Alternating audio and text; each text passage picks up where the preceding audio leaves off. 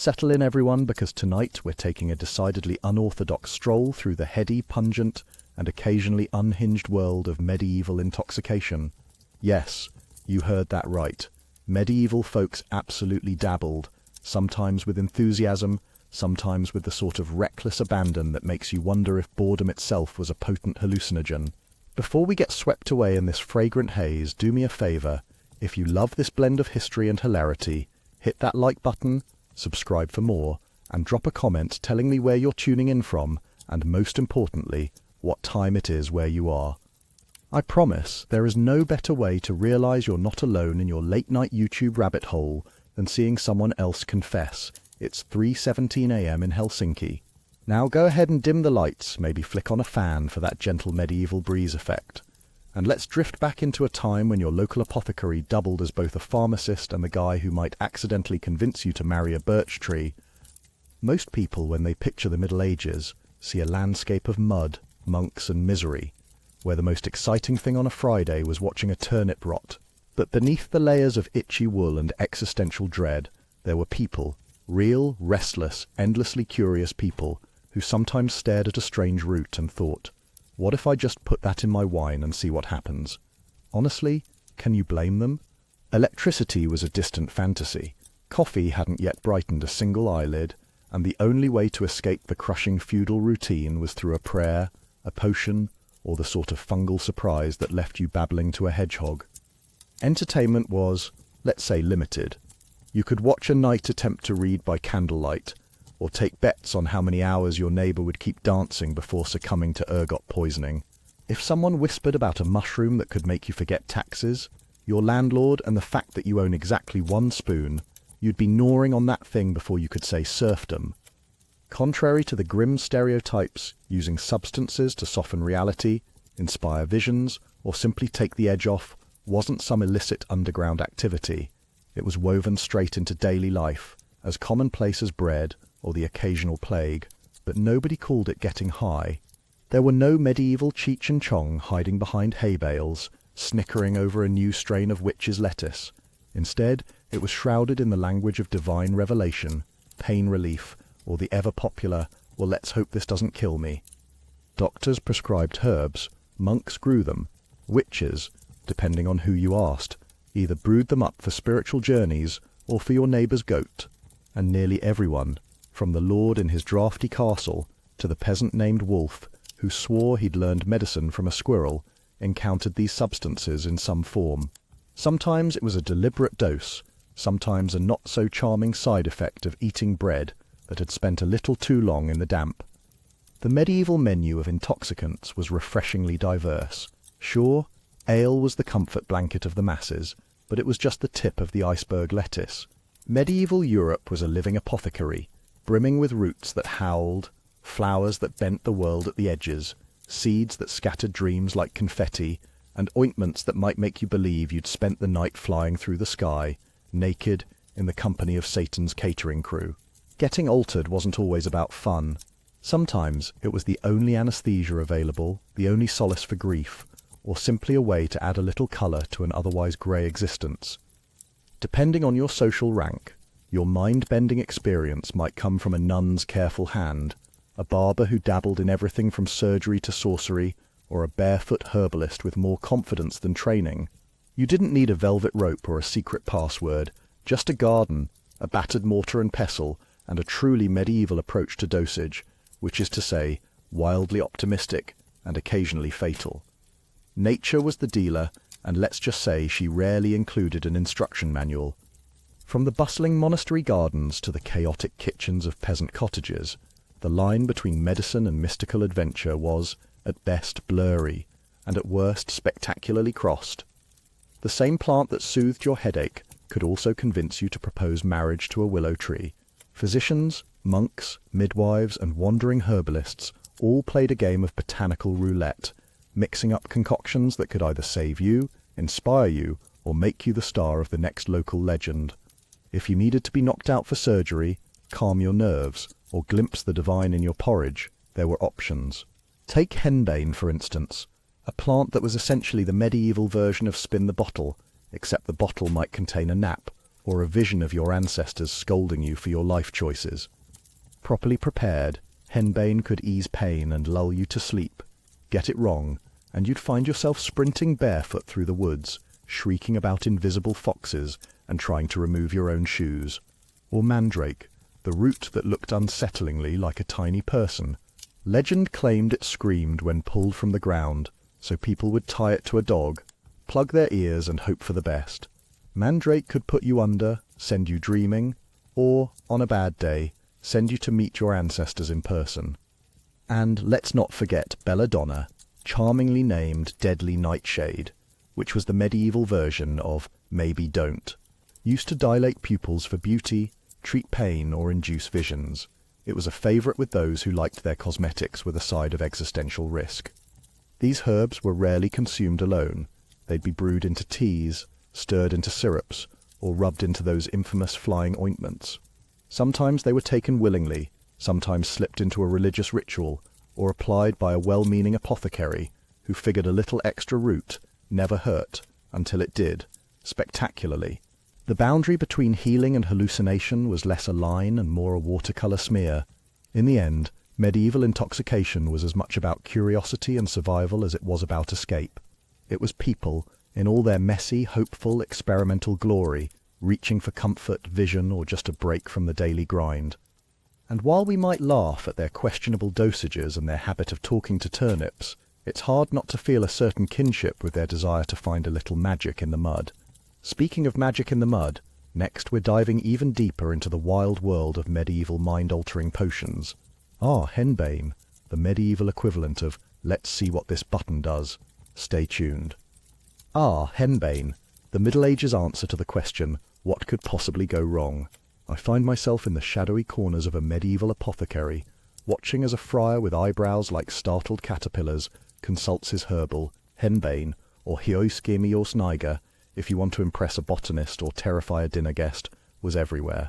To the average medieval peasant, it was that wild plant you avoided, unless you wanted to spend your evening convinced you were an amphibian. To monks, it was a topic for feverish marginal notes, cures sleeplessness, may cause talking to vegetables, and to the more adventurous, let's call them witches, healers, or anyone with a high tolerance for risk, it was the secret ingredient for a journey beyond the ordinary, perhaps on the back of an imaginary broomstick. Meanwhile, the local children simply prayed they wouldn't end up eating it by mistake, since accidental time travel wasn't covered in catechism. But what did henbane actually do, besides inspire cautionary tales and new entries in the local bestiary? That depended entirely on the amount you dared to ingest. In small, carefully measured doses, henbane was a trusty sedative, your go-to for a throbbing tooth, a sleepless night, or the sort of childbirth that made you seriously reconsider medieval life choices. Imagine a world before ibuprofen, where your options were try henbane or scream into a wool blanket and hope for the best. Predictably, dosage was everything. Too much, or just a bit at the wrong time, and you might find yourself in a state of wild delirium, communing with spectral ancestors, or holding heartfelt debates with a turnip that you are certain is your late Aunt Mathilda. Henbane's hallucinogenic powers came courtesy of its chemical cast, scopolamine and hyoscyamine, two substances that waltz right in and scramble your neurotransmitters like medieval eggs. The results? Well, let's just say the medieval brain was not ready. Visual distortions that made the world look like a poorly painted fresco, sudden disorientation, unbearable thirst, and a case of dry mouth so intense you'd sell your soul for a drop of cider. These were just the beginning. And then there were the spontaneous interpretive dances, which, for reasons lost to time, often involved capes and wild gesticulations. Henbane wasn't picky about delivery methods either. You could smoke it, brew it into a dubious tea, or should you wish to truly rearrange your consciousness, render it into a greasy salve and rub it on your skin. This was especially popular among those who preferred their reality in non-linear chapters. Now, was henbane legal? Technically, yes. It's not like the local sheriff had a list of banned substances, at least not yet, but that didn't mean everyone was thrilled about its use. The church in particular glared suspiciously at anything that promised visions not sanctioned by saints. If you saw angels after a dose of henbane, the assumption was you'd probably meet a priest soon after, and not for tea. Yet despite its controversial status, henbane developed a fan club among healers, mystics, and anyone who figured, well, how much worse could things get? It even found its way into the odd beer recipe, providing a medieval version of extra strength before authorities stepped in and declared hops the safer, less hallucinogenic option. But if you think henbane was dramatic, you haven't met mandrake. This is a root with a flair for the theatrical cold of a botanical diva. Picture a gnarled, human-shaped tuber with the reputation of being equal parts medicine, magic, and medieval existential crisis. To the learned, it was Mandragora officinarum. To the superstitious, it was a root that could knock you out, boost your fertility, or send you into a dream so vivid you'd wake up questioning reality. Mandrake's powers were legendary. It soothed pain, inspired wild dreams, and depending on your luck, might leave you waking up next to a goat that was just as confused as you. The real showstopper, though, was the legend of the mandrake scream. Medieval texts warned that pulling a mandrake from the earth would unleash a shriek so terrible it could kill a man on the spot. The solution? Tie the root to a dog, walk away, and let the poor animal do the heavy lifting. The assumption was that the dog would absorb the curse, an ethical dilemma even by medieval standards, but apparently considered a fair trade for a bit of psychoactive root. Once the root was safely removed and the dog properly mourned, you could dry it, powder it, steep it in a potion, or even wear it as a charm against evil. Some people carried tiny mandrake dolls around for luck, because nothing says romance like a desiccated root with a tragic backstory. Naturally, the church was not a fan. Anything that promised visions or altered states of mind was considered dangerously close to witchcraft. Nevertheless, monks couldn't resist recording mandrake recipes in their herbals, often with the kind of suspiciously exact instructions that suggest hands-on research. Used with care, mandrake dulled pain before surgery, coaxed insomniacs to sleep, and conjured visions that ranged from divine to downright unsettling. Misused, it could lead to vomiting, collapse, or a family intervention, because you started hearing confessions from your soup. Let's switch scenes for a moment. Imagine a medieval noblewoman preparing for a grand feast. She might don her finest linen and weave flowers into her hair, but if she was truly committed to turning heads, she'd reach for a vial of belladonna, better known as deadly nightshade. The name alone sounds like something you'd fight in a boss battle, and the effects were just as dramatic. Belladonna, or atropa belladonna, was both a beauty secret and a hazard. The beautiful lady moniker came from its use as an eye drop. Just a couple of drops and your pupils would dilate dramatically. Instantly mysterious, alluring, and if you didn't mind, occasionally unable to see the furniture. Wide eyes were considered the height of beauty, signalling innocence, mystique, and perhaps a touch of saintliness. The side effects were less poetic: blurry vision, severe sensitivity to light, and the occasional unplanned misstep into the dessert table. But beauty standards have always been a little ruthless. Belladonna wasn't just for flirtation, though. It had many talents: as a painkiller, a sleep aid, and, if the need arose, a medieval truth serum. Admittedly, the truths revealed under its influence often included things like the ceiling is reciting psalms, or my shoes are plotting against me.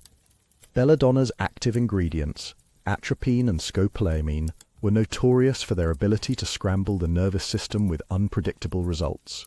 One moment you might feel pleasantly numb, the next you're questioning why the wallpaper is singing.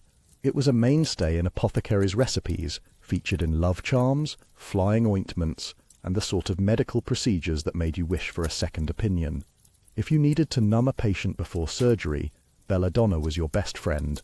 If you wanted to simulate a death-like sleep, perhaps to avoid a forced marriage or star in a particularly dramatic play, it could help with that too. And if you happened to meet a few saints, or the occasional demon in your dreams, well, that was just a bonus. Despite being, well, poisonous, belladonna was part of the standard medieval medical kit. Physicians used it with varying degrees of caution and desperation, depending on whether the Black Death was making the rounds. Herbals across Europe are filled with recipes featuring belladonna, sometimes as medicine, sometimes as magic, and sometimes as a regrettable surprise in the love potion department. Before edibles came in discreet wrappers and flavors that evoke childhood nostalgia, medieval folks were already experimenting with mind-altering concoctions. Instead of chocolate, They turned to ointments, balms, tinctures, and potions that sounded like they'd been invented on a dare. The very word ointment was enough to inspire dread, especially when you learned it might include belladonna, henbane, pig fat, and a hint of hemlock, all mixed together during a full moon by someone with questionable hygiene. Welcome to the world of medieval transdermal delivery systems, otherwise known as let's rub this on and hope for the best. These mixtures were rarely intended for a light buzz. Most were used during elaborate rituals, folk healing, or for spiritual journeys that left you either enlightened or convinced you'd turned into a salamander. The preferred method of application? Topical, of course, ideally on the most absorbent parts of the body. Yes, that means exactly what you think it means. Cue the infamous flying ointments. Imagine a witch, or just a very creative herbalist, mixing henbane, mandrake, belladonna, and pig fat into a slick paste. The ointment would then be applied to, let's say, intimate areas, in pursuit of a euphoric sensation of flight. The experience promised an astral journey across the night sky. The actual result? More often, waking up in a haystack, missing half your shoes, and with a story you could never tell your parish priest.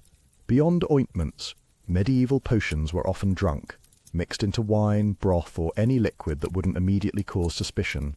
Apothecaries had a real fondness for combining poppy extract with spiced wine, a concoction potent enough to numb you for surgery or propel you into a mystical revelation you never asked for. And then there were the wandering quacks, those travelling salesmen with a flair for performance. Their elixirs promised cures for everything from heartbreak to the plague, usually with recipes that could strip the paint off a cathedral door. Did they work? Sometimes. Or maybe you just forgot what was wrong in the first place. The true magic of these medieval edibles lay in their unpredictability. Would you drift off into a peaceful sleep, commune with heavenly beings, or spend the night howling at the moon and pledging eternal loyalty to a root vegetable? There was only one way to find out, and medieval Europe was never short on volunteers or cautionary tales. So as I dust the last crumbs of mandrake root from my boots and watch a noblewoman blink her newly dilated eyes at a candle, I can't help but marvel at the sheer creativity and frankly the wild optimism of medieval mind-altering mixtures. Whether seeking relief, revelation, or just a really memorable dinner party, these substances left a mark on the culture, medicine and imagination of the age. And just when you think medieval Europe couldn't get any stranger, it's time to look at how these psychoactive brews and balms weren't just private experiments, but played surprising roles in society itself, from rituals to justice, to, yes, the origins of everyone's favourite flying implement. Let's talk about the broomstick. Let's start with that classic, the broomstick. It's the image everyone knows, witches zipping through the night sky, robes billowing, cackling, occasionally losing a hat to wind resistance. But if you'd asked a medieval villager, or say a very confused historical consultant such as myself, the broomstick was less about cleaning floors and more about, well, applying some rather questionable ointments. I assure you, the actual story behind this witchy icon is a cocktail of scandal, chemistry, and medieval improvisation that would make even the boldest apothecary blush. You see, the infamous broomstick wasn't just a prop for Halloween pageantry or a practical household tool. In the eyes of the church, and more importantly, the local gossip mill, the broomstick had a far more risque function. Historical records, especially those penned by inquisitors who combined a flair for detail with a complete lack of chill, describe witches concocting flying ointments. These were thick, trance-inducing salves brewed from a botanical horror show, henbane, belladonna, datura, plants with personalities as charming as a rabid badger. These were not your friendly garden herbs. They were more like the kind of plants that would call you at 3 a.m. just to scream. The interesting twist is that these ointments weren't meant to be swallowed. Even the average medieval stomach, which could handle spoiled meat and water that doubled as livestock swimming pools, would protest violently if asked to process these toxins. So instead, the ointment was applied topically, which in medieval medical code meant find the nearest patch of mucous membrane and hope for the best. And this, dear viewers, is where the broomstick comes gliding in, or, more accurately, sliding in. The handle of the broomstick, or as some of the more poetic sources called it, a staff anointed for transportation, served as the perfect applicator. The ointment, thick and potent, was spread on the shaft, which was then used to, well, let's just say it reached areas with excellent absorption. Not exactly a storybook image, unless your storybook was banned in several countries, but highly effective. The reports collected by suspicious clerics and eager torturers alike describe visions that hit fast and hard, flying above rooftops, dancing at midnight feasts, feasting with demons, or just floating aimlessly over the village green like a confused airborne potato. Never mind that the actual experience was a pharmacologically induced hallucination. In a world where magic, medicine, and mysticism were all tangled up in the same itchy blanket, nobody stopped to ask too many questions. Theologians and inquisitors, always on the lookout for new ways to be alarmed, took these stories as proof of demonic flight. Ironically, they were ignoring the real culprit, the brain on tropane alkaloids, not Satan with an airline pilot's license. But let's be honest, medieval justice was never one to let facts get in the way of a good bonfire. While Europe was busy inventing aviation through questionable personal hygiene and a touch of botany, the Islamic Golden Age was quietly perfecting the art of chemically enhanced contemplation.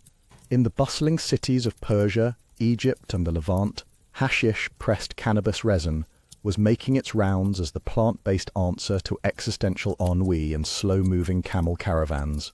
Now, hashish wasn't just the medieval equivalent of a party snack. It was consumed orally, often mixed with honey, spices, or the occasional dash of culinary optimism, creating early edibles that actually tasted like a treat instead of a dare. Unlike Europe's tendency to rub poison on their elbows and hope for transcendence, the Islamic world approached these substances with a surprising amount of documentation. Scholars, mystics, and physicians wrote about hashish with the kind of detail that suggests extensive field research, probably conducted in a haze of poetic inspiration and mild giggling. Hashish wasn't just for getting lost in the souk and forgetting why you entered. It played a special role in Sufism, the mystical branch of Islam, where practitioners believed it helped dissolve the ego, deepen spiritual insight, and sometimes inspire hours of staring at intricately patterned walls. Sufi poets and philosophers wrote about hashish the way modern songwriters write about heartbreak, full of longing, abstraction, and the vague suspicion that the universe is both very profound and a little bit funny. Not everyone was sold on this mellow approach to enlightenment. Islamic rulers regularly tried to ban hashish, worried it led to moral decay, idleness, or embarrassing outbursts of laughter during Friday prayers. But as with nearly every attempt to ban a recreational substance in human history, these efforts flopped spectacularly. Banning hashish was about as effective as teaching a goat to recite the Quran. It's ambitious, but nobody's expecting results. And then there's the legend of the Hashishin, the original assassins, supposedly getting high on hashish before embarking on their missions. While modern historians roll their eyes at this claim, it perfectly illustrates how cannabis-based products acquired a mix of mystique, suspicion, and a dash of marketing genius. Meanwhile, Europe was still centuries away from figuring out how to use cannabis without immediately involving fire, superstition, or someone's great-aunt screaming about the devil's lettuce. Picture a medieval church. You might imagine stained glass, flickering candles, solemn chanting, and a thick otherworldly haze of incense rising toward the rafters like God's own smoke machine. But here's the incense plot twist.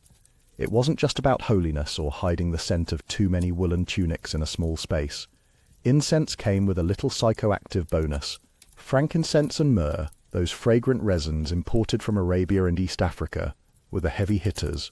Burned in churches, temples, and royal courts, they were supposed to purify, ward off evil, and make everything smell less like a barn. But modern science has revealed that burning frankincense releases compounds, especially incensol acetate, that can affect the brain's limbic system. In plain English, if you spent enough time in a cloud of church smoke, you might start feeling pleasantly floaty for reasons that had nothing to do with the singing or the sermon. In the stuffy, poorly ventilated chapels of medieval Europe, which is to say, all of them, prolonged exposure to incense could cause a gentle, tranquilizing effect, especially if paired with fasting, dehydration, or the mind-numbing tedium of a 5-hour mass. Monks and devoted parishioners sometimes reported visions or mystical experiences during lengthy services. While they attributed these to heavenly inspiration, it's entirely possible some of them were just lightly buzzed on resin fumes. And before you imagine this was only a Christian phenomenon, think again. Incense was a staple in mosques, synagogues, Buddhist temples, and every pre-Christian gathering that involved chanting, and the hope that the air would smell less like goats. Incense was the universal medieval attempt at a vibe check. Clerics insisted it lifted souls to heaven, but in reality, it probably just made 5-hour sermons a bit less grueling. Think of it as the medieval equivalent of lighting a scented candle and playing ambient music, except with more Latin chanting and a much higher chance of existential dizziness. Of course, when it came to daily psychoactive indulgence, nothing beat alcohol. Beer, ale, mead, wine, cider. If it could ferment, someone was chugging it in the name of health, happiness, or just surviving another day in the drafty stone refrigerator they called home. And for good reason. Water was as risky as a game of medieval roulette. Most sources were contaminated by livestock, leaky plumbing, or the general medieval disregard for germ theory. So to stay hydrated and only slightly pickled, people turned to small beer, a low-alcohol brew consumed daily by adults and children alike. This was not about getting drunk, it was about not dying of dysentery.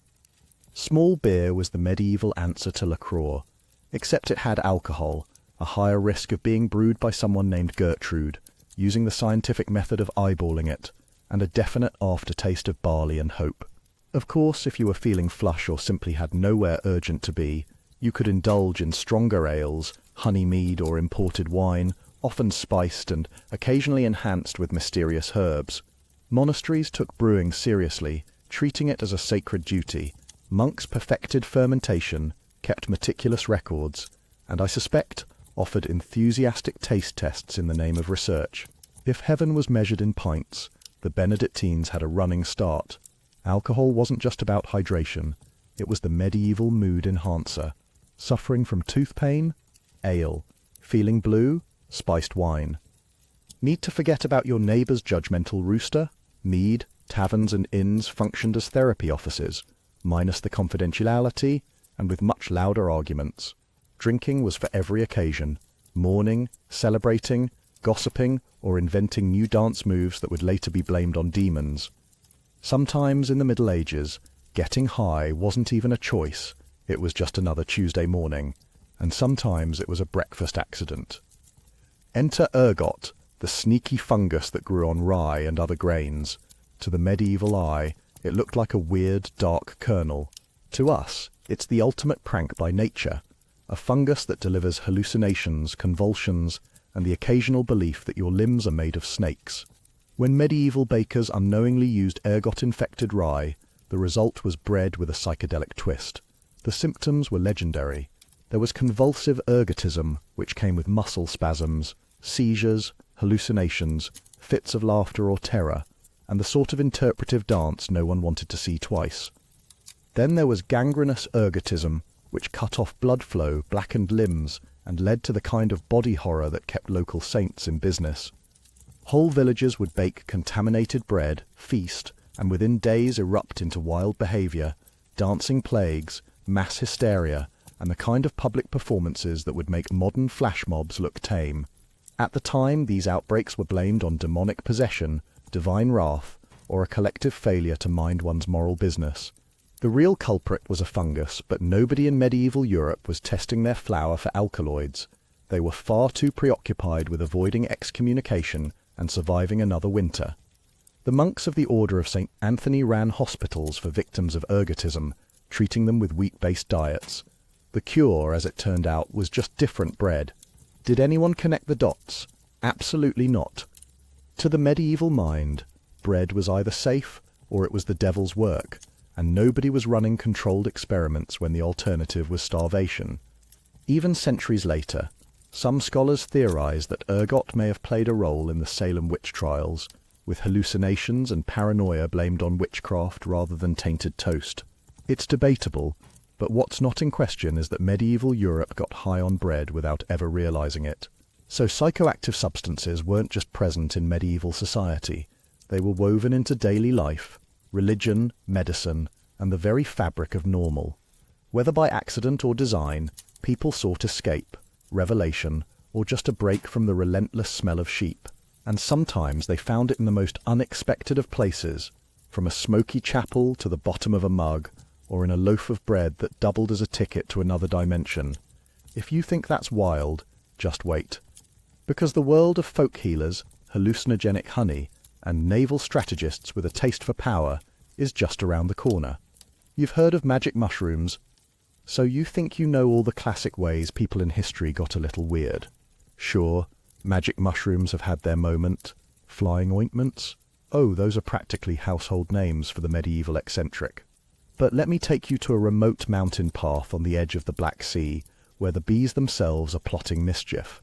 Welcome to the legend of mad honey, a substance so infamous it could turn a peaceful afternoon into a personal opera of confusion, starring your own eyebrows in the leading role. This is not your run-of-the-mill teddy bear squeeze bottle honey from a supermarket shelf. No, this is honey with an attitude, born from the nectar of rhododendrons, those deceptively innocent pink flowers scattered across the misty hills of Anatolia in what is now Turkey. The locals always had a knowing look when those blooms were in season, because they contained granotoxins, compounds that laugh in the face of your nervous system's delicate balance. The result? Mad honey, a name that doesn't even begin to capture the spectacle that awaits the uninitiated. Sample a tiny amount, and you might feel a gentle rush, a tingle promising a vision or two, but overdo it, and suddenly reality takes a back seat. You're dizzy, you're sweating, your heart is doing its best impersonation of a snail, and you're contemplating whether your neighbour's potato is actually your long-lost uncle. Hallucinations, vomiting, and involuntary interpretive dance routines are all included, no extra charge. And while modern medicine might frown upon this as a wellness trend, in the Middle Ages, mad honey was more than just a local mystery. It was a weapon. Picture this.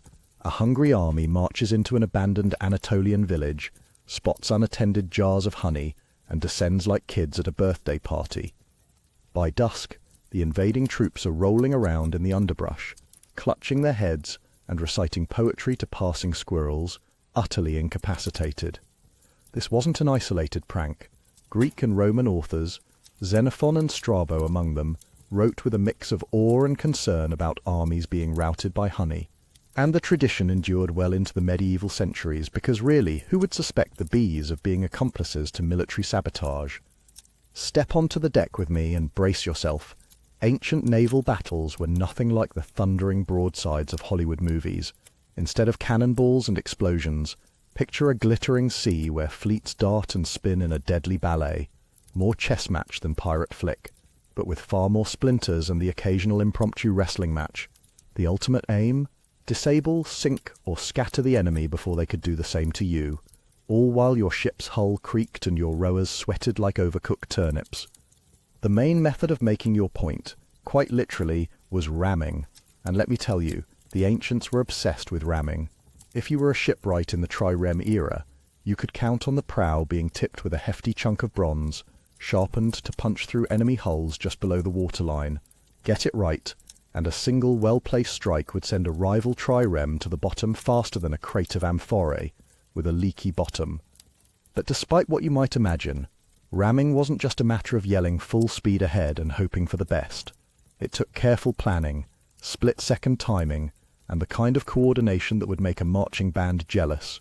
Too shallow an angle, and you just bounce off, earning nothing but a snarky glare from the enemy captain. Too direct, and congratulations, you've just fused your ship to theirs, and now you're both sitting ducks. Captains and admirals devised elaborate manoeuvres to maximize their chances. Some of the greatest hits included the diplos, where a ship would slip through gaps in the enemy line, then wheel around for an attack from the rear, and the periplos, which involved swinging wide around the enemy formation to strike exposed flanks. Every maneuver depended on rowers working in perfect unison and captains with nerves of bronze. Anyone who's ever tried to coordinate a group project knows the peril, but of course, even the best plans can unravel. Rams missed, ships collided and stuck together, like two drunk octopuses embracing at a festival. Oars snapped. Suddenly, all the elegant choreography dissolved into a very salty brawl. That's when boarding became the name of the game. Boarding actions turned a naval skirmish into a floating bar fight. As soon as ships collided, or even just got close enough, Marines would vault across the gap, swords and spears in hand, ready to turn the deck into a very expensive butcher's block. Subtlety went overboard. These fights were close-quarters chaos, all elbows, shields, and the kind of shouting that would make a fishmonger blush. Archers and slingers on the upper decks rained down arrows and stones, picking off anyone foolish enough to pop up and say hello. Some navies, like Rome's, looked at the chaos of ramming and said, "No thanks, let's do what we're actually good at, organized violence." The Romans were never content to leave things to chance, so they invented the corvus, a boarding bridge with a spike that could clamp onto enemy decks. Think of it as a medieval version of a boarding pass, except this one comes with a side of carnage. With the corvus, the Romans turned sea battles into floating land battles, leveraging their infantry's brute strength rather than fancy seamanship. It worked spectacularly during the First Punic War, when Roman marines swarmed over Carthaginian ships and turned the Mediterranean into the world's biggest mosh pit. But there was a catch. Once boarding began, there was no polite way out. Retreat wasn't just discouraged, it was impossible. You were locked into a struggle on a deck, slippery with salt water, blood, and the occasional broken oar. Imagine a rugby scrum, but everyone's armed and the field is on fire. Actually, speaking of fire, let's talk about the most terrifying wild card in the ancient naval playbook, the fire ship. If ramming was the surgeon's scalpel, then fire was the sledgehammer, messy, unpredictable, and absolutely horrifying to everyone involved. Fire ships were the equivalent of lighting your own house on fire and hoping it takes your neighbours down with it. The basic idea was simple. Pack a ship full of pitch, tar, resin, oil, and anything else that would burn, set it ablaze, and send it drifting toward the enemy fleet. With luck and a favourable wind, it would crash into a cluster of ships, turning enemy decks into floating infernos. One of the earliest on-record uses of this tactic came during the Greco-Persian Wars, when desperate defenders hurled flaming rafts and boats at invading fleets. In tight spaces like harbours or narrow straits, a single fire ship could cause absolute mayhem, breaking up formations and sending sailors leaping overboard before someone could yell, "Not it." But fire at sea was a capricious beast. A sudden change in wind could send your own fire ship boomeranging back into your fleet, turning victory into a spectacular self-own. That's why this tactic was generally reserved for moments of desperation, blockades, last stands, or surprise attacks, where the risk was worth the potential for chaos. Over time, fire tactics only grew more sophisticated. The ancients experimented with pots of flaming oil, sulfur, and resin hurled by catapults or slings, and defenders along coastlines would rain down flaming arrows or fire pots on enemy ships.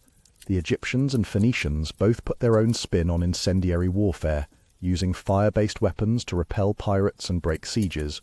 And then, centuries later, came the legendary Greek fire. Developed by the Byzantines, this infernal concoction could allegedly burn even on water, and was nearly impossible to extinguish.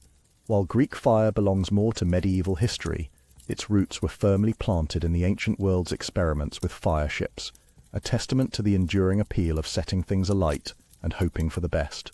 In the end, nothing struck terror into the hearts of sailors quite like the sight, or even just the smell of smoke on the horizon. A ram could be countered, a boarding party could be repelled, but fire? Fire sent even the bravest crews diving overboard, leaving ships to drift, burn, or explode in a rush of sparks and screaming timbers. Ancient naval warfare was never just about brute strength or clever tactics. It was about unpredictability, improvisation, and sometimes sheer panic. And in a contest where one stray spark could decide the fate of empires, it's no wonder that every admiral, from the Nile to the Aegean, kept one eye on the wind and the other on the nearest barrel of pitch. And speaking of the fate of empires, our next stop takes us straight into the epic rivalry for Mediterranean dominance. Because in the 5th century BCE, Athens transformed itself from a landlocked city-state into a dominant naval superpower, changing the course of history with every oar stroke. If you ever find yourself in 5th century Athens, as I did one particularly dusty afternoon, you might assume that the city's fortunes were anchored firmly on land. Olive groves, marble columns, and hoplites strutting around in bronze, all the usual clichés. Yet beneath this sun-baked surface, something far more ambitious was brewing. The story of Athens' leap from an unremarkable inland town to the uncontested titan of the Aegean begins. rather unexpectedly, with a glint of silver, quite a lot of it, actually, deep beneath the hills of Larian. Athenian miners had been chipping away at the rock for years, but then came what I can only describe as the jackpot, a seam so rich that the city's assembly practically drooled over the possibilities. Enter Themistocles, a man with a name almost as grand as his ideas. He stood before the citizenry, and while my Greek was a bit rusty after so many centuries, I'm fairly certain I heard him say, in effect, don't split the loot, build ships, trust me. And so, Athens did just that. Instead of pocketing the silver, the Athenians pooled their newfound wealth to churn out triremes by the hundreds. Picture it, dry docks humming with activity, the air thick with the scent of pine resin and ambition. At its zenith, Athens boasted over 200 warships, transforming the city into a maritime juggernaut. No longer were its defences limited to stone walls and sweaty hoplites. Now power came clad in wood, rowed by the calloused hands of citizens who'd never held a sword, but who could pull an oar like champions. The ultimate test came at Salamis in 480 BCE.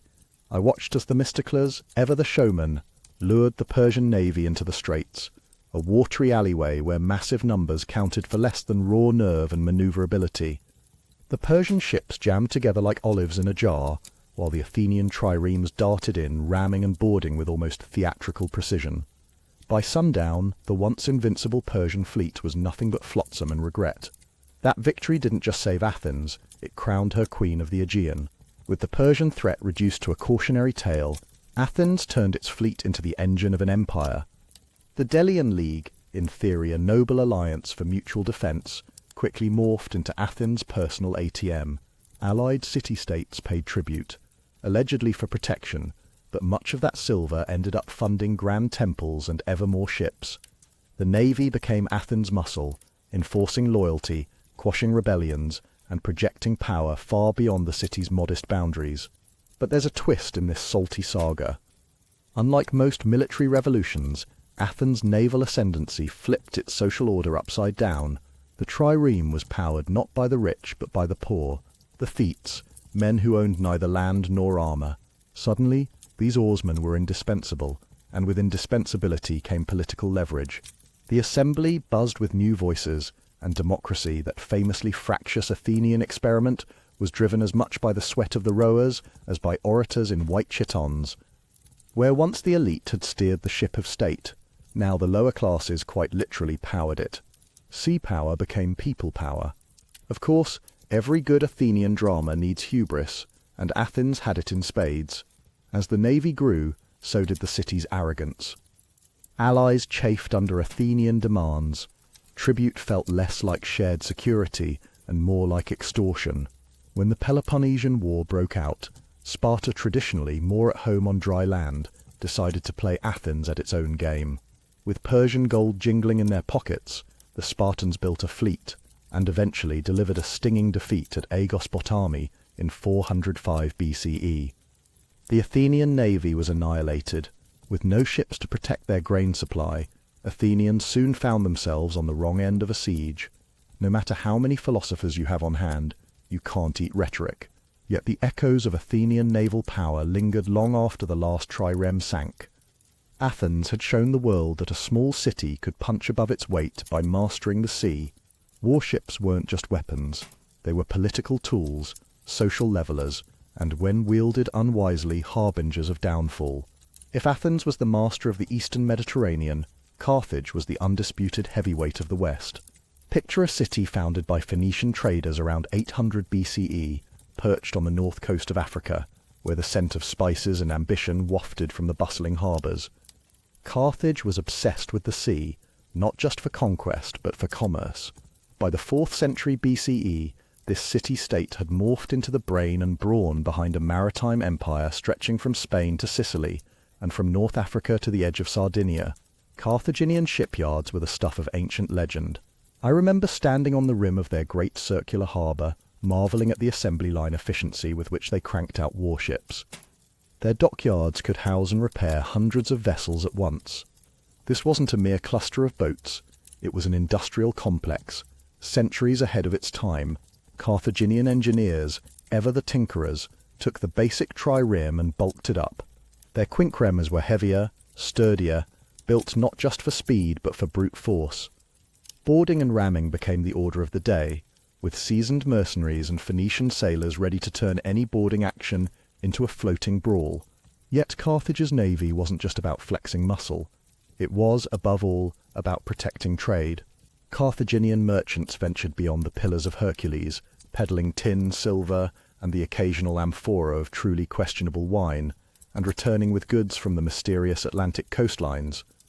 The navy kept the sea lanes clear, the pirates at bay, and Roman ambitions on a short leash. And then came the Punic Wars, a series of conflicts so dramatic they make modern reality television look like a polite tea party. Rome, upstart and stubborn, realized that to bring Carthage to heel, it needed a navy, a real one. The Romans, admirably oblivious to their own inexperience, captured a wrecked Carthaginian quinquereme and reverse-engineered it. Suddenly, Rome was churning out ships as if they'd been doing it for generations. But the real game-changer was the corvus, a boarding ramp with a wicked metal spike. With this contraption, the Romans turned naval battles into the kind of hand-to-hand scuffles they loved, neutralizing Carthage's centuries of seamanship in one fell swoop. It wasn't all smooth sailing. Carthage fought back with the cunning of a cornered cat, pulling off maneuvers like the one at Drepana, where a smaller Carthaginian fleet outfoxed and destroyed a much larger Roman armada. But in the end, Roman persistence, bolstered by relentless manpower and supply lines that would make a modern logistician weep with envy, wore Carthage down. By the time the Second Punic War ended, Carthage's navy had been shattered. The legendary shipyards fell silent, and the city's maritime empire became a memory. Yet, even centuries later, the legend of Carthaginian naval prowess lingers. These were not just warriors, they were inventors, merchants and navigators, people who once ruled the waves through a heady mix of guile, grit and cedarwood. Let's turn south now to Egypt, a land that at first glance seems more preoccupied with pyramids and afterlife rituals than with building ships. But from the banks of the Nile, I witnessed one of history's earliest naval cultures. As far back as 3000 BCE, Egyptian craftsmen were lashing together papyrus reeds to make boats that glided down the river like silent crocodiles. Later, they imported cedar from Lebanon to build sturdier vessels, capable of carrying grain, gold, soldiers, and even statues so large they looked like they'd lost a bet with the gods. The Nile was Egypt's main artery, the superhighway that stitched the kingdom together from the southern cataracts to the marshy delta. Pharaohs didn't just cruise for pleasure. They launched military expeditions south into Nubia and eastward across the Red Sea to the enigmatic land of Punt, home to incense, ivory, and more exotic animals than one could shake a scepter at. By the time Egypt entered its new kingdom around 1550 BCE, it had developed fleets that could tackle not just the river, but the open sea.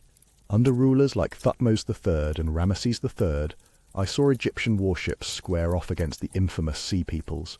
Reliefs at Medinet Habu show archers losing arrows from ship decks, while marines fought off borders in a chaotic melee that left splinters and legends in equal measure. Egyptian seagoing vessels weren't as nimble as Greek triremes, but they were broad, sail-driven platforms with raised fighting decks.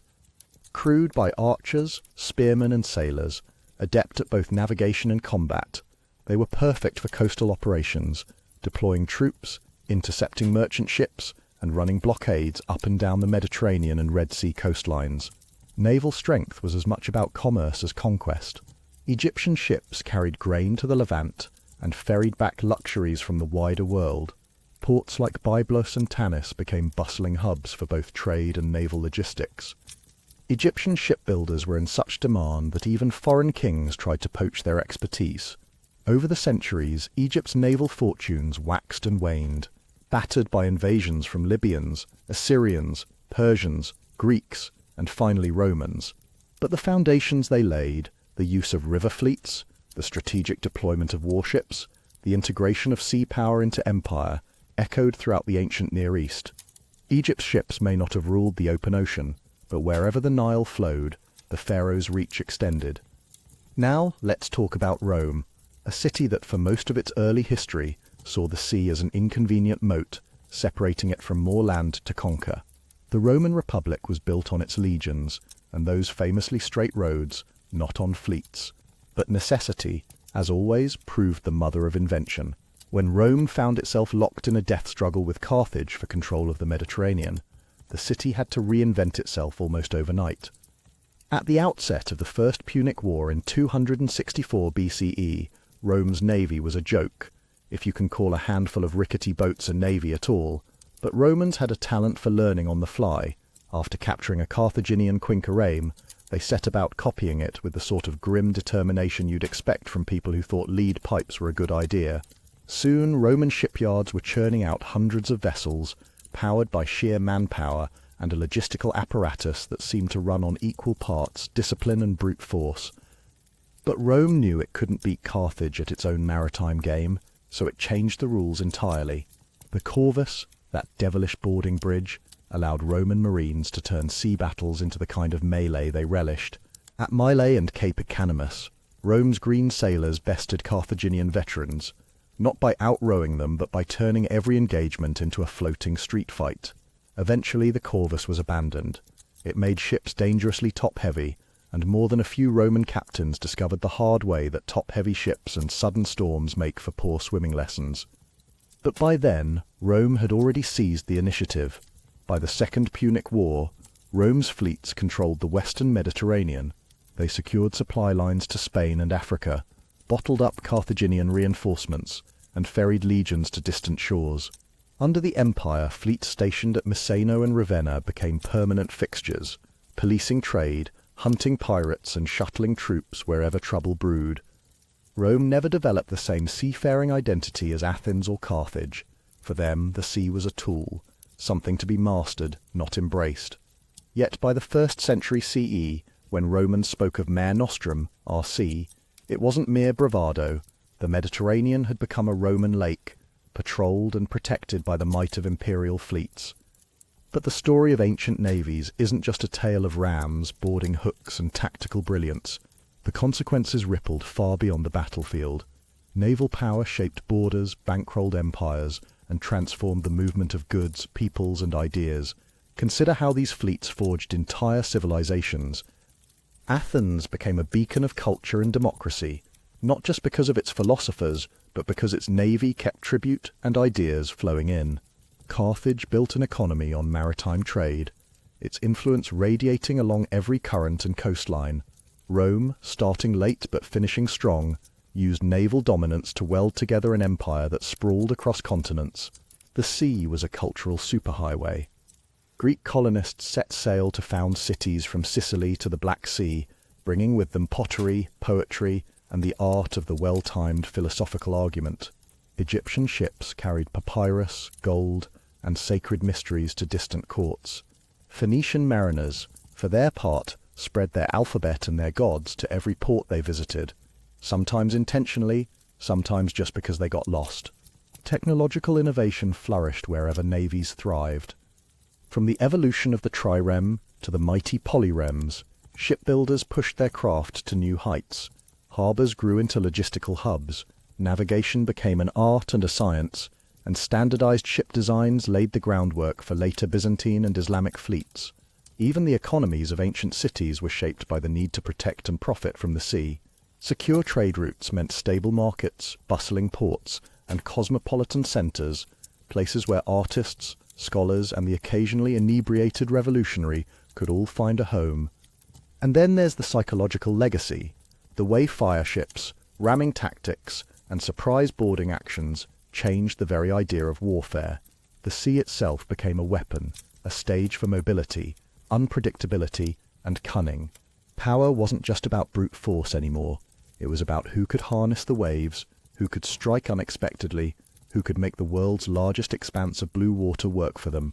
We tend to remember the great empires for what they built on land: roads, walls, monuments, and the occasional monumentally ill-advised hairstyle. But it was on the water that many of their most decisive moments played out. Ancient naval warfare was never just about speed or steel. It was about seeing the sea as a stage, a means of connection and control, a force that could make or break a civilization. Today, the triremes, quinqueremes, and riverboats of old are long gone. Their timbers have rotted, their sails turned to dust. But their wake still ripples through time. The legacy of ancient navies lives on, not just in history books, but in the very shape of our world, the lines on maps, the patterns of trade, even the words we use for adventure and audacity. And as the echoes of oars fade, we turn our attention eastward, to a place where a different kind of empire was about to rise. Next, we meet Cyrus the Great, who arrived in the world around 600 BCE in the shadow of Median power, and would soon reshape the fate of an entire continent.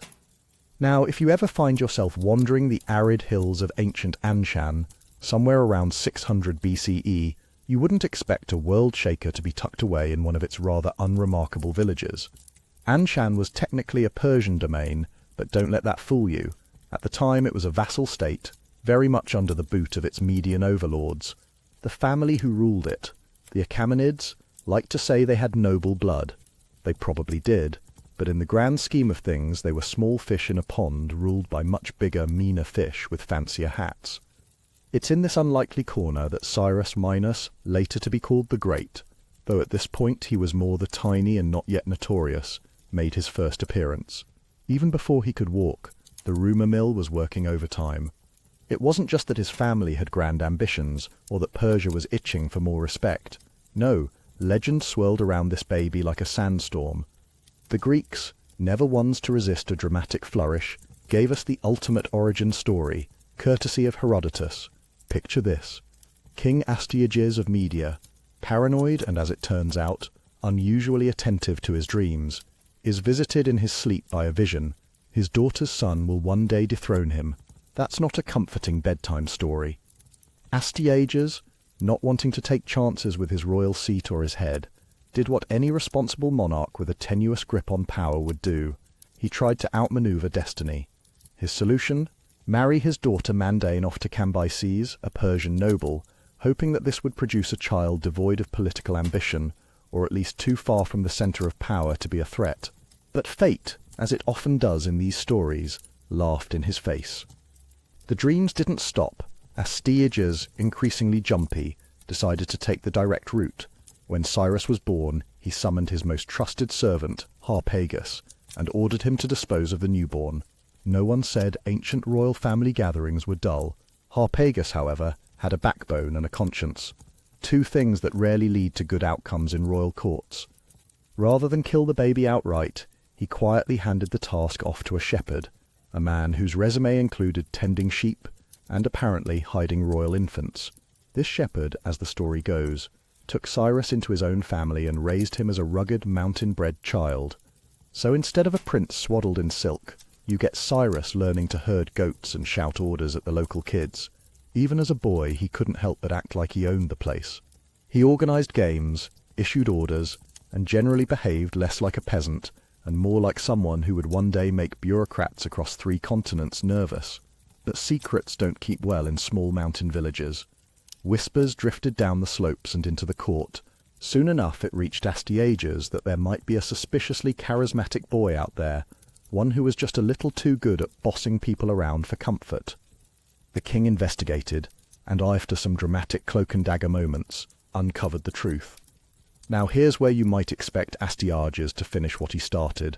Instead, in a wonderfully awkward twist, he decided to let Cyrus live. Maybe it was guilt. Maybe it was a touch of superstition, or maybe he just wasn't in the mood for more blood on his royal carpets.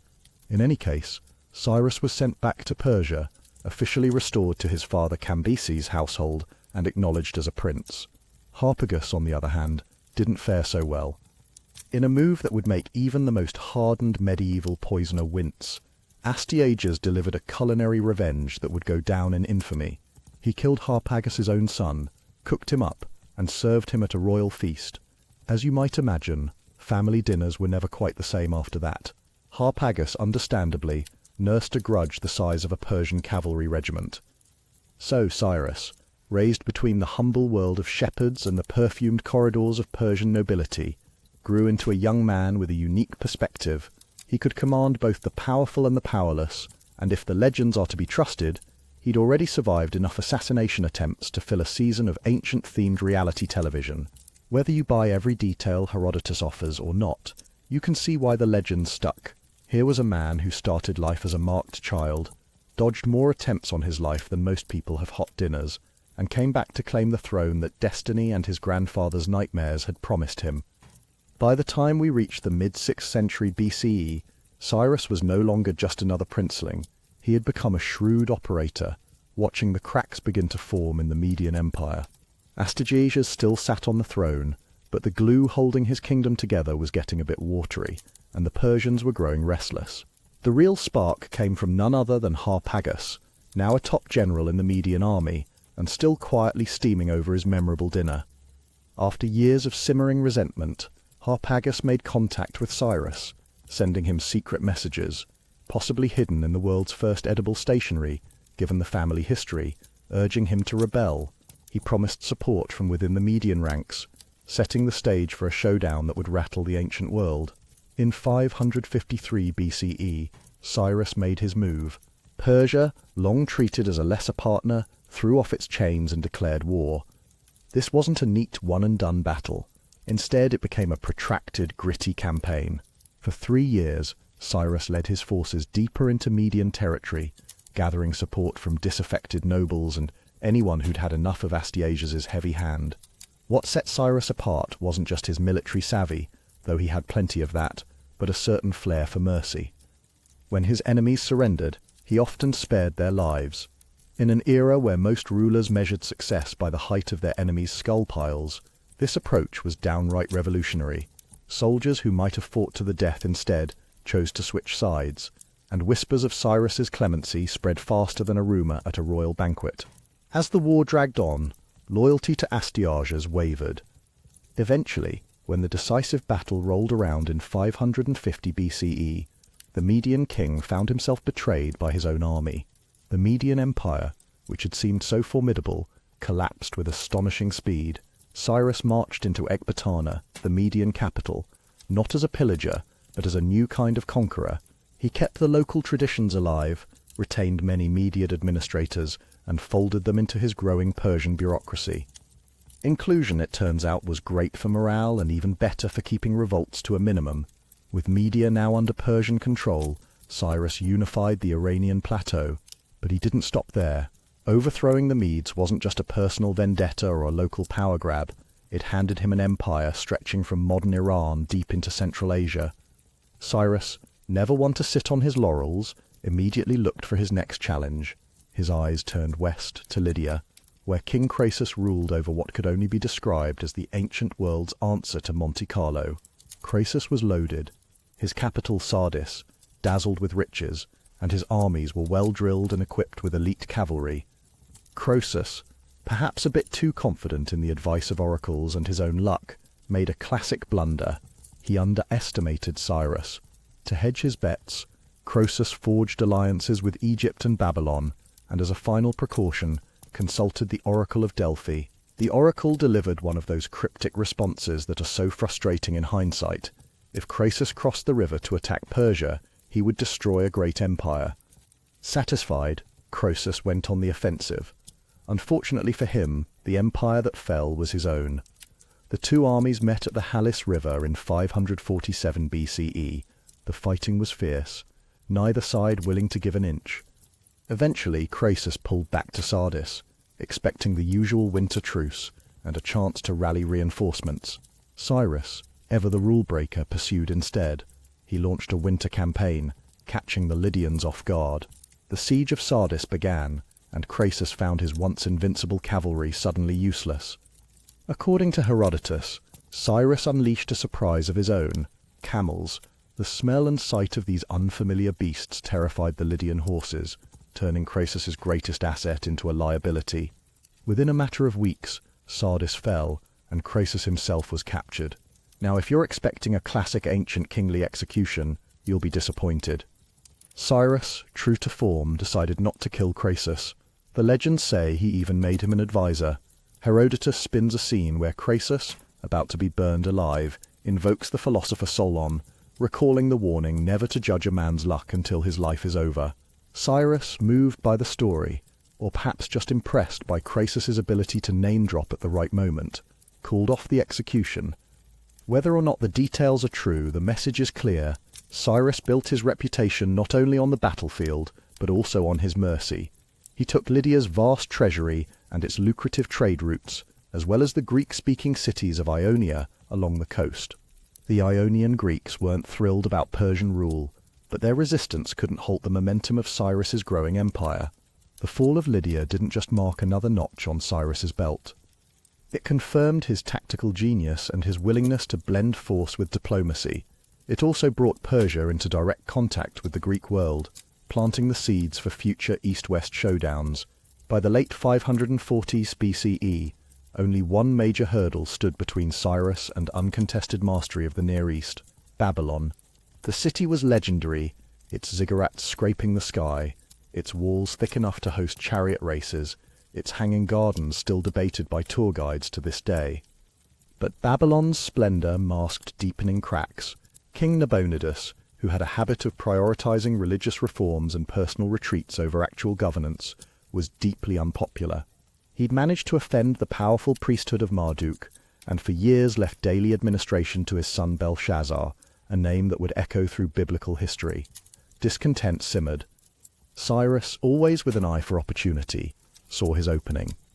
In 539 BCE, he launched his campaign against Babylon. This was no chaotic siege.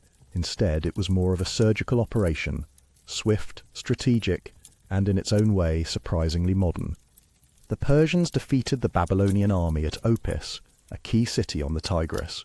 But they didn't just rely on swords. Cyrus's team spread propaganda, promising to deliver the Babylonians from Nabonidus's misrule and restore proper order. The PR campaign worked. When Cyrus's forces approached Babylon itself, the city's gates mysteriously opened. Some say it was political negotiation, others whisper of betrayal from within. However it happened, Cyrus marched in, not as a destroyer, but as a liberator. He respected the city's temples, took part in local religious ceremonies, and issued declarations that he had been chosen by Marduk, Babylon's patron god, to bring peace. The famous Cyrus Cylinder, a clay document that would much later be hailed as the world's first charter of human rights, recorded his policies: tolerance, restoration of temples, and the return of displaced peoples to their homelands. One group in particular benefited: the Jews, who had been exiled in Babylon for decades. Cyrus issued a decree allowing them to return to Jerusalem and rebuild their temple. This act was so significant that the Hebrew Bible referred to Cyrus as God's anointed, a title otherwise reserved for Israelite kings. That's not the kind of PR you can buy, even with all the gold in Lydia. With Babylon under his banner, Cyrus didn't just seize territory, he rewrote the rules of empire. Instead of ruling by fear, he governed by inclusion and respect for local customs. The Cyrus Cylinder paints a picture of a ruler eager to restore order, justice, and religious freedoms, rather than one obsessed with conquest for conquest's sake. While modern scholars debate how much of this was genuine principle and how much was pragmatic politics, the results speak for themselves. Cyrus kept his vast and diverse empire relatively stable, and his policies of tolerance would influence rulers for centuries. So, as I dust the Babylonian clay off my sandals and look back at the wake of Cyrus's conquests, one thing is clear: this shepherd prince turned emperor wasn't just rewriting maps. He was redefining what it meant to rule. But conquering kingdoms was only half the story. The real magic lay in how he governed them, and how his legacy would echo long after his last campaign ended. Cyrus the Great didn't just conquer a vast empire. He turned that conquest into a blueprint for lasting leadership and tolerance, a legacy we'll explore in the next chapter. So here I am, standing in the middle of Pasargadae, watching the sun bake the stone streets, and listening to a dozen different languages chatter through the marketplace. You have to hand it to Cyrus the Great. He didn't just conquer the ancient world, he managed to keep this gloriously chaotic cocktail of cultures from tearing itself apart. Persians, Medes, Babylonians, Elamites, Lydians, Hebrews, and a whole parade of others, all squabbling over spices, hairstyles, and whose god throws the best lightning bolts. And somehow, instead of ruling with an iron fist and a suspiciously pointy beard, Cyrus kept it together with something far more radical, a touch of humility and a healthy dash of pragmatism. Now, I've seen plenty of kings try the old my way or the highway approach. Usually it ends in rebellion, mass confusion, and if you're really unlucky, someone attempting to cure unrest with a poultice made of sheep's milk and crushed onions. Cyrus, on the other hand, had a knack for what I like to call tolerance with a blueprint. He didn't stomp out the customs and religions of conquered peoples. In fact, he let local leaders stay in charge, temples keep their doors open, and festivals erupt with the same questionable dancing as before. As a time-travelling consultant, I can assure you, that's not just a nice gesture. That's a survival strategy. Instead of flattening every city into a miniature Persepolis, Cyrus preserved the best bits of local administration. He took the complex systems of the Medes and Babylonians, tossed in some Persian flair, and created a flexible empire that could actually function without daily revolts. His real secret weapon? Satraps. These weren't just governors, they were part-time tax collectors, judges, and, depending on the region, referees for local goat wrestling tournaments. Cyrus usually picked them from the local nobility, so the people wouldn't feel like they were being ruled by some foreign bureaucrat with a clipboard. But every satrap knew exactly who they answered to at the end of the day. Infrastructure was another of Cyrus's passions, though not the sort that involves endless construction delays and irate merchants. He smoothed out trade routes, protected caravans from bandits with questionable facial hair, and made sure that merchants could argue over prices without worrying about being robbed halfway to Babylon. The empire ran not just on the threat of Persian cavalry, but on coins, contracts, and the occasional shipment of pungent incense. It was a network, a living, breathing organism that stretched from the Indus Valley to the Aegean Sea, humming with commerce and culture. But Cyrus understood the power of spectacle as well.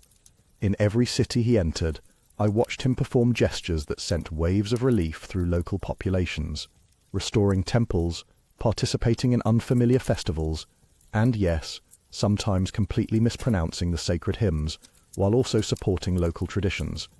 These weren't hollow rituals, they were carefully chosen acts that spoke directly to the anxieties and hopes of his new subjects. Sometimes diplomacy requires more than a sharp sword. It demands a sharp sense of theatre. What's truly remarkable is how little resistance I saw. No burning cities, no endless uprisings. People spoke of Cyrus not as a foreign usurper, but as a king worth admiring from a safe distance. Even the famously snarky Greeks, who called everyone east of their wine-dark sea barbarians, had to admit that Cyrus was, in their own begrudging words, a wise and just king. Xenophon, who I always suspected was angling for a spot in Cyrus's PR department, wrote the Cyropedia, a partly fictional, partly wishful-thinking biography that turned Cyrus into an ideal ruler, the sort of guy you'd want running your HOA or leading your next world conquest. By the twilight of his reign, the mapmakers were desperately trying to invent new colours, just to keep up with the size of Cyrus's empire. From the Aegean's salty shores to the wild mountains of Central Asia, his borders stretched farther than anyone had dared dream. But, as any time-travelling observer will tell you, ambition has a habit of biting back. And so, with the empire humming behind him, Cyrus set his sights on the northeastern steppes, a land of wind, grass, and horsemen, who seemed to have made it their life's mission to terrify settled folk. This is where things get a bit murky, and a lot dramatic. Herodotus, who never met a good story he couldn't embellish, tells us that around 530 BCE, Cyrus marched against the Massagetae, a confederation of nomadic tribes led by the indomitable Queen Tomyris. Imagine a leader who could out-debate, out-ride, and probably out-drink most men in Persia. Cyrus, ever the statesman, tried diplomacy first. He proposed marriage, but Tomyris saw through that particular bouquet of flowers. When charm failed, Cyrus tried trickery. He left behind a feast of wine and rich food, knowing the Massagetae weren't accustomed to fermented grape juice. Predictably, the celebration turned into an impromptu audition for Dancing with the Nomads, and Persian soldiers pounced, slaughtering many, including Tomyris's own son. You can imagine how well that went over. Tomyris, devastated and furious, swore a revenge that would make even the gods flinch. In the battle that followed, the Massagetae overran the Persian forces. Cyrus himself was killed on the field. Herodotus, never one to miss a plot twist, claims that Tomyris found his body, decapitated him, and dunked his head into a wineskin filled with blood, declaring, "Drink your fill of blood, you who thirsted for it." Now, I've seen plenty of creative retribution in my travels, but that one takes the cake, or rather, the wineskin. Whether it happened exactly like that is up for debate, but what's certain is that Cyrus died far from the marble halls of his palaces, in a place where the grass grows tall and the wind never stops howling. His body was brought back to Pasargadae, the city he'd built in Persia. His tomb, just a simple, elegant structure of limestone, still stands. No towering ziggurats, no gold-plated statues, just a lasting symbol of humility and permanence. Alexander the Great, centuries later, would visit and pay homage. In fact, when he found the tomb vandalized, Alexander ordered its restoration. For one conqueror to honor another so deeply tells you something about Cyrus's reputation. Of course, the empire didn't crumble with Cyrus's death. His son Cambyses II inherited the throne and promptly set his sights on Egypt. The machinery of governance that Cyrus had built kept churning. But here's the thing. Cyrus's unique blend of tolerance, adaptability, and vision proved hard to replicate. Later rulers might expand the empire, but none quite recaptured that original spark.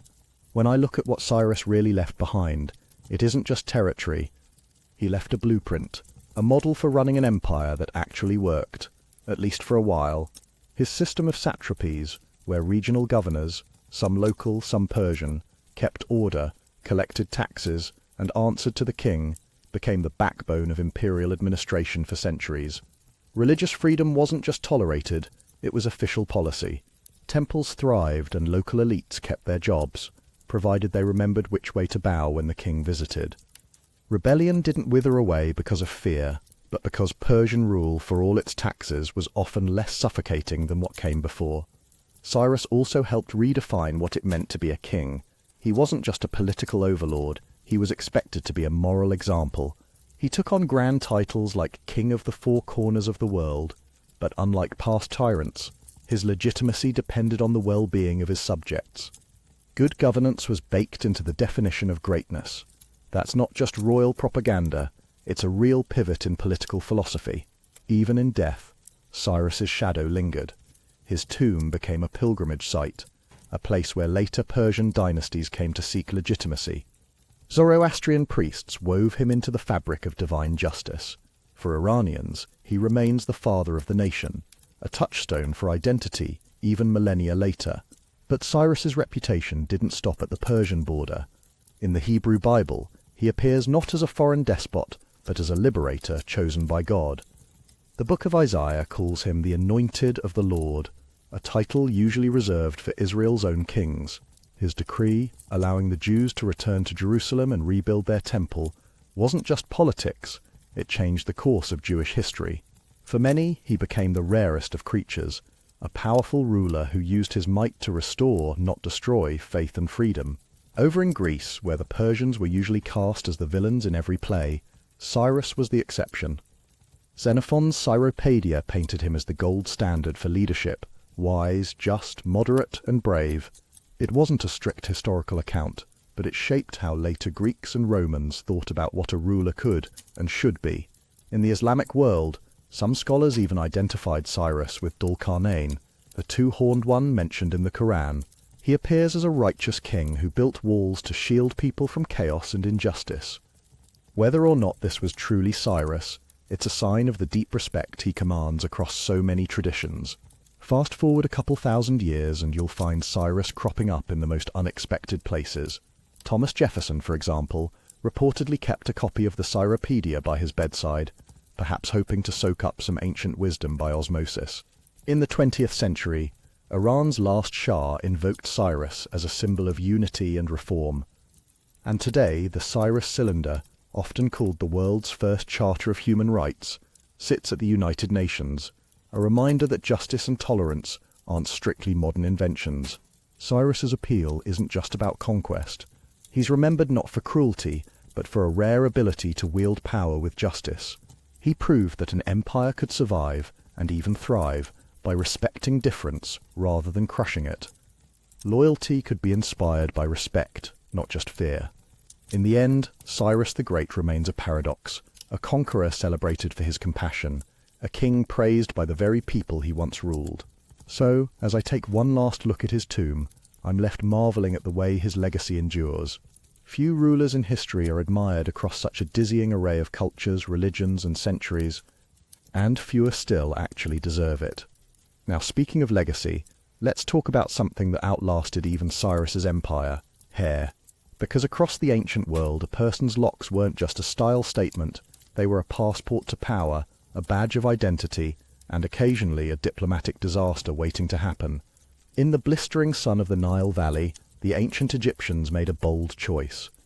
Step out into the relentless glare of the Egyptian sun with me, and you'll notice something immediately. Heads gleaming, shorn of every strand. The ancient Egyptians weren't simply dodging sunstroke or lice. They were crafting an identity, wielding the razor like a sculptor's chisel. And once that perfect smooth dome was ready, on went the wigs. More than mere fashion, these headpieces were declarations of rank, purity, and self. Picture the bustling markets along the Nile, nobility striding past, their heads crowned with wigs so lavish they'd make modern red carpet stylists weep. These weren't your one-size-fits-all costume shop specials. We're talking real human hair imported from far-off lands, glossy horsehair, or plant fibers woven so finely you'd swear they'd been conjured by magic.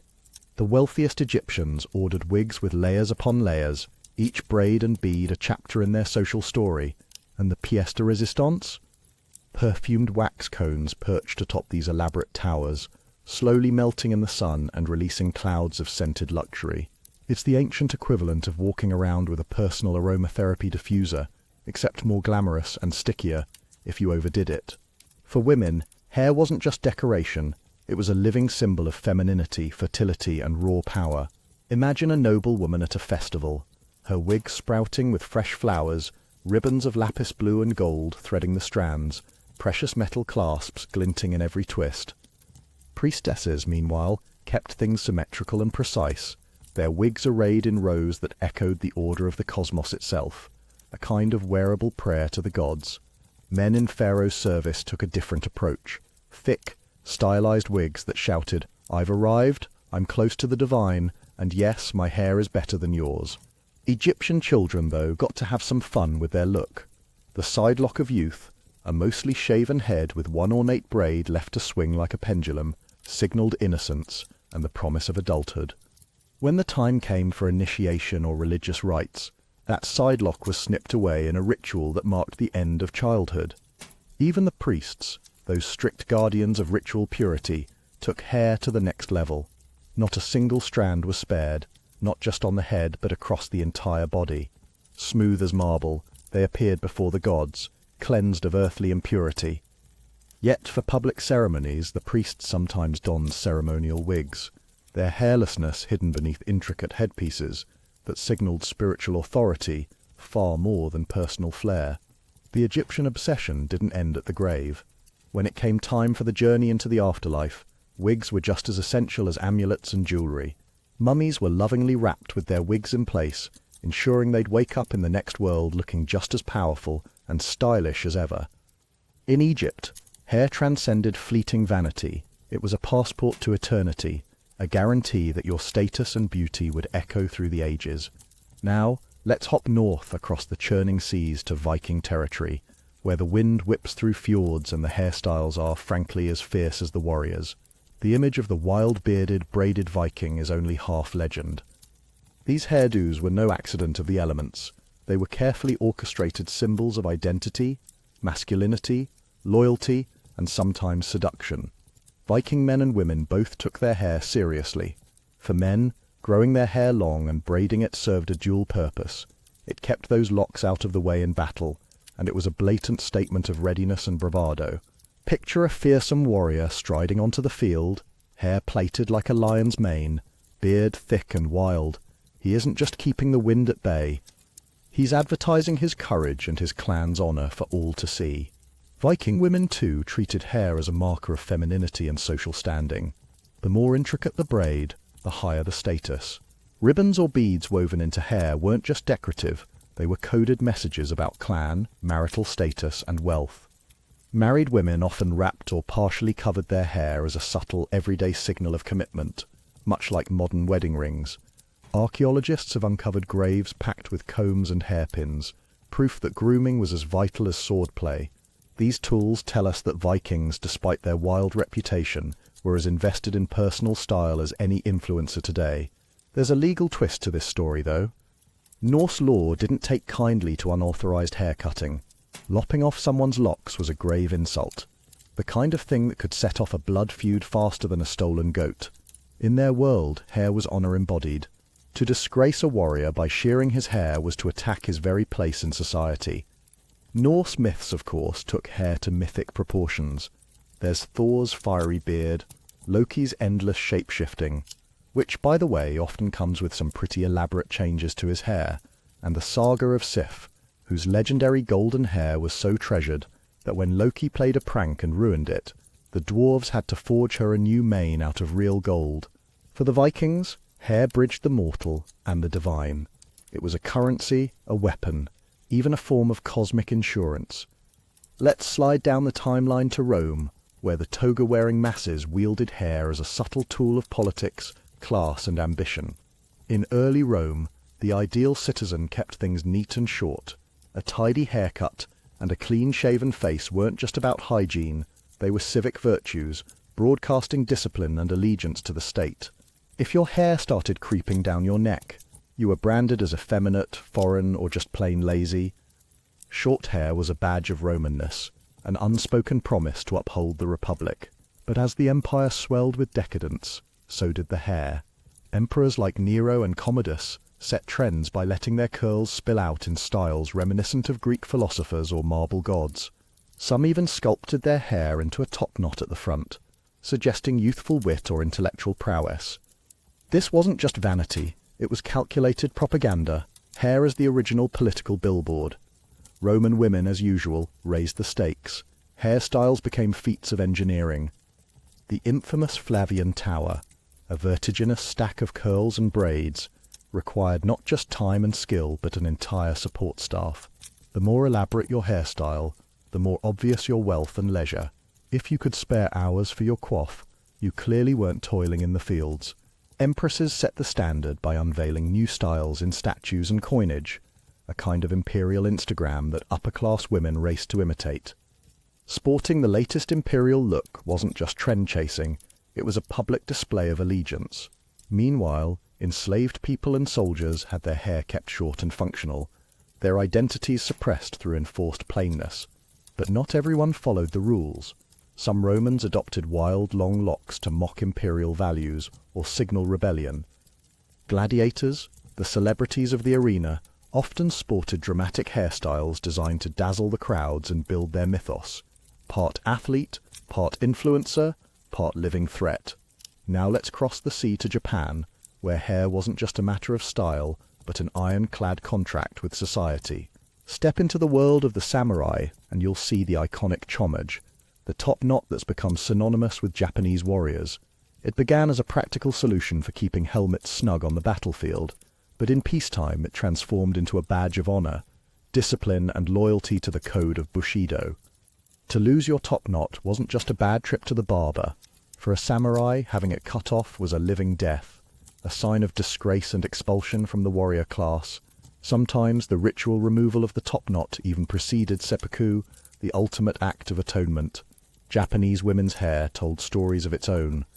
During the Heian period, noble women grew their hair to extraordinary lengths, letting it spill down their backs in shimmering rivers, a feat that signified both elegance and status. The effort required to maintain such length was proof of privilege. Later, in the Edo period, women's hairstyles became increasingly ornate, with coiled buns, decorative pins, and combs. Each twist and adornment carried meaning: marital status, age, even profession. Courtesans and geisha used dazzling hair arrangements, not only to attract attention, but to signal their skill and experience. For them, hair was both advertisement, art, or biography. Japanese authorities also wielded scissors as tools of social control. Laws dictated who could wear what kind of style, and breaking those rules could get you into serious trouble. Yet artists, actors, and ronin, Those masterless samurai often defied convention, bending the rules to express individuality or resistance. In Japan, hair was more than keratin. It was duty, drama, and sometimes defiance. Now let's head to ancient Africa, where hair became a living language. Each twist, braid, and coil a word in a story of identity, status, and survival. In Nubia, just south of Egypt, stylized braids and elaborate wigs marked everything from clan to age. Nubian queens, like a Manitor and a Manishakato, strutted their stuff with braided crowns, so elaborate they could outshine any Egyptian pharaoh, asserting their power with every strand. Further west, hairstyles weren't just about looking good. They signaled everything from marriage to spiritual initiation. Hairdressers in these societies were revered, almost priestly, entrusted with more than mere appearance. To sit in their chair was to place your very essence in their hands. Among the Himba of Namibia, hair is sculpted with red ochre paste, made from powdered stone and butterfat. These ochre-coated braids do more than protect against the desert sun. They signal life stages from puberty to marriage. For Himba women, each hairstyle is a living calendar, marking the passage of time and the milestones of life. But perhaps the most moving chapter in African hair history is one of resistance. During the horrors of the transatlantic slave trade, enslaved Africans used hairstyles as silent acts of rebellion and remembrance. Cornrows, for example, weren't just practical, they were maps, encoding escape routes or secret meeting places. Some patterns preserved ancestral designs, defying erasure with every twist. In many West African cultures, shaved heads marked mourning or spiritual transitions, while dreadlocks signaled strength, divinity, or warriorhood. For these communities, hair was never just about looks. It was a sacred connection, a thread tying the living to their ancestors and to each other. Colonialism tried to snip away these traditions, pushing European ideals and stigmatizing African hair culture, but the roots ran too deep. Despite centuries of erasure, these styles survived, passed down from mother to daughter, and today they're being reclaimed with pride and creativity across the globe. So whether you're standing on the banks of the Nile, trekking through Viking forests, navigating Roman streets, bowing in a Japanese dojo, or weaving braids in a West African village, one truth stands out: hair is never just hair. It's identity, power, memory, and resistance. Woven, shaved, twisted, and piled high, civilization after civilization. But as we leave these ancient worlds behind, crossing from the Nile's glittering banks to the marble courts of Greece and beyond, the story of hair only deepens. Because in the lands of philosophers, poets, and warriors, hair became a canvas for virtue, faith, and rebellion. In ancient Greece, where marble statues and epics shaped the Western imagination, hair wasn't just a matter of personal grooming. Let's drop ourselves into the middle of ancient Greece, where statues glimmer in the sunlight, and everyone seems to be auditioning for the role of ideal citizen. Here, hair isn't just about looking presentable for the symposium or hiding a bad scalp day. No, hair is a living, breathing advertisement for your virtue, intelligence, and importantly, your place in the pecking order of civilization. You can't stroll past a marble hero or a philosopher's bust without getting the sense that every curl, lock, or beard is making a statement as loudly as a Socratic dialogue. Let's start by sizing up the men. In the early days, Greek men flaunted long hair, tying it back with ribbons or bands, as if stepping straight out of the epics.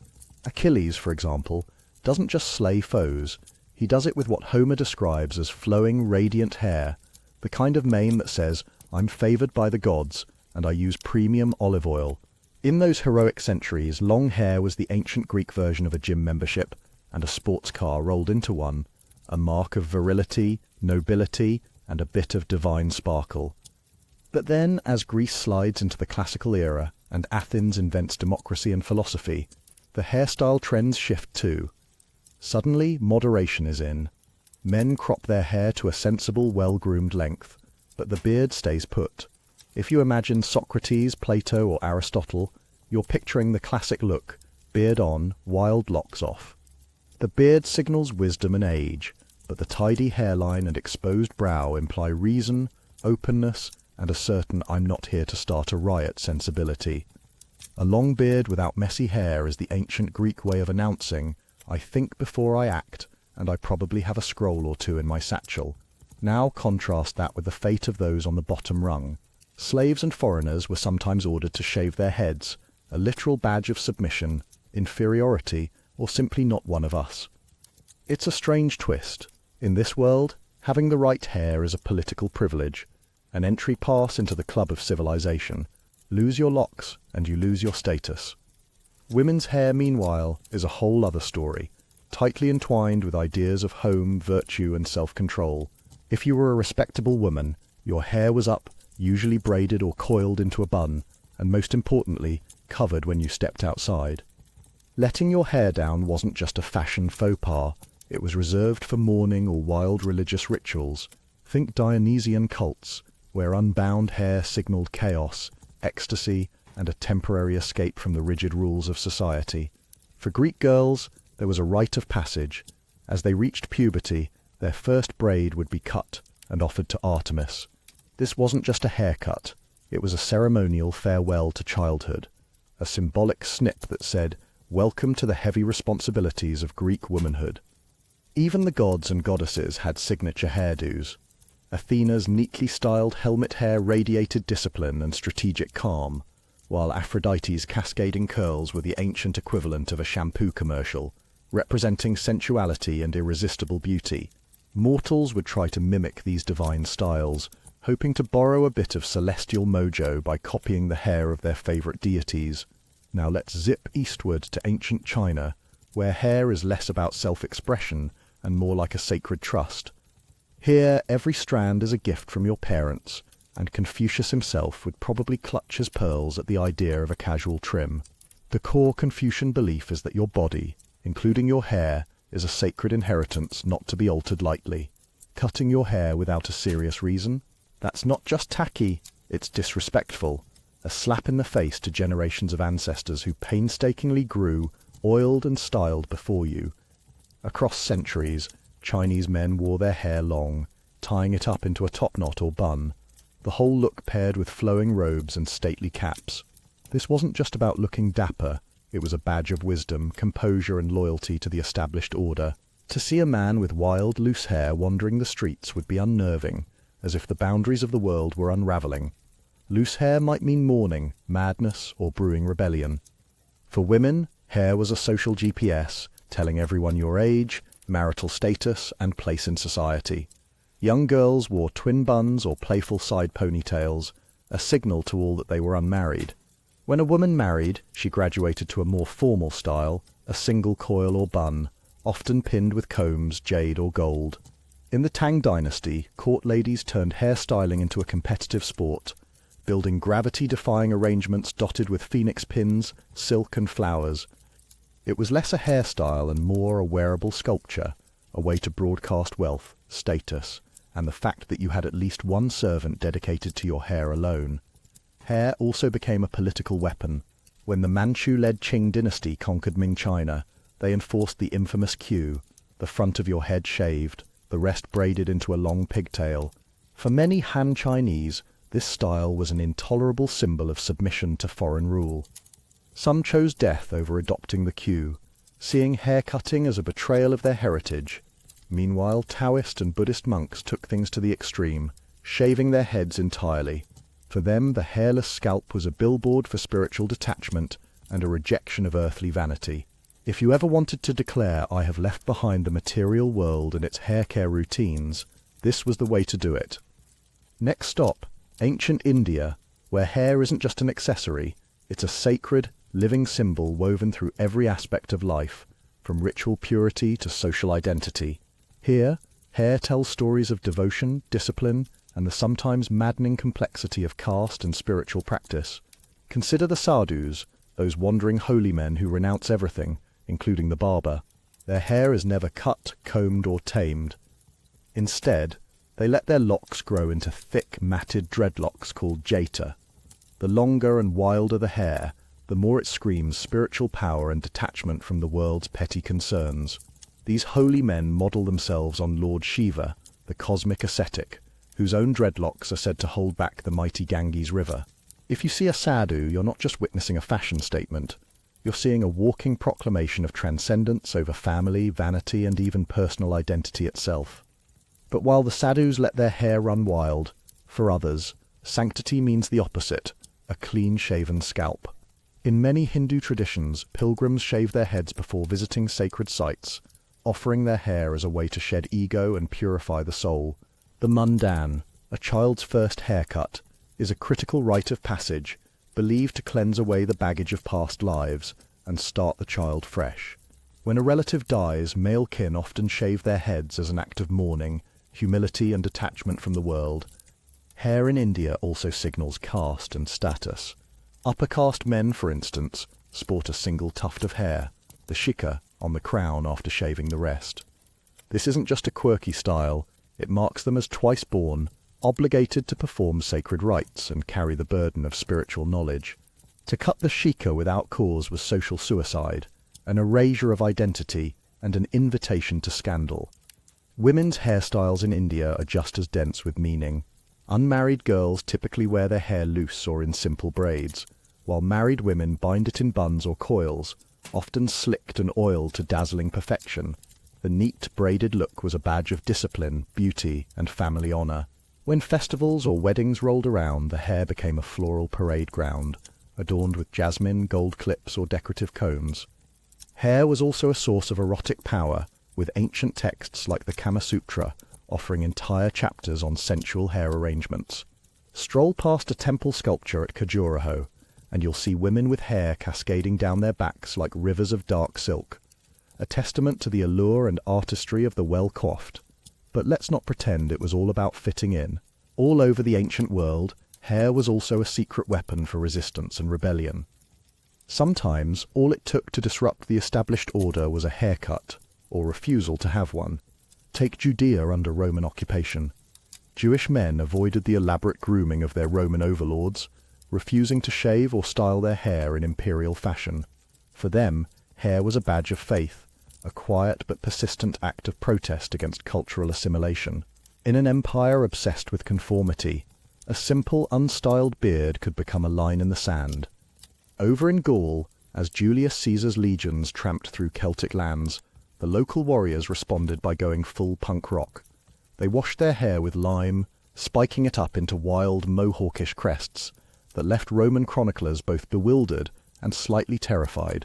To the Gauls, this wasn't just a hairstyle, it was war paint woven from hair, a signal of unity and defiance that made them instantly recognizable in the chaos of battle. The Parthians and Sassanids, those great empires east of Rome, made a similar statement with long curled hair and heavy beards.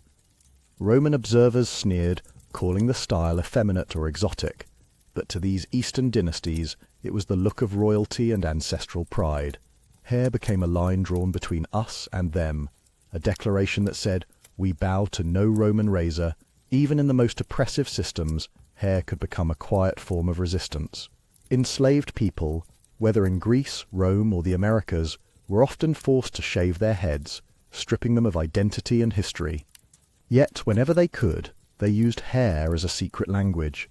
Braids became maps, beads carried encoded stories, and styles preserved heritage across generations. Hair could conceal seeds for survival or carry messages of hope and rebellion, an act of resistance woven right onto the scalp. Women, too, found ways to rebel with their hair. Take the women of Sparta who wore their hair short before marriage, a sharp contrast to the long locks prized in the rest of Greece. It was a signal of independence, athleticism, and a refusal to play by the usual rules. Roman women on occasion ditched elaborate updos for simpler styles, either to align with new philosophical ideals or to signal spiritual devotion. When emperors fell from grace, people sometimes lopped off their imperial hairdos as a public act of dissent. In these moments, a haircut wasn't just a personal choice, it was a political act, risky but bold. Across ancient civilizations, hair was never merely a reflection of the world as it was a tool to reshape it, a living, growing canvas for resistance, identity, and creative self-expression. When words failed or swords clashed, a single braid, a crop, or a curl could send a message louder than any battle cry. So, if you ever wondered whether a hairstyle could change history, just remember, In the ancient world, it often did.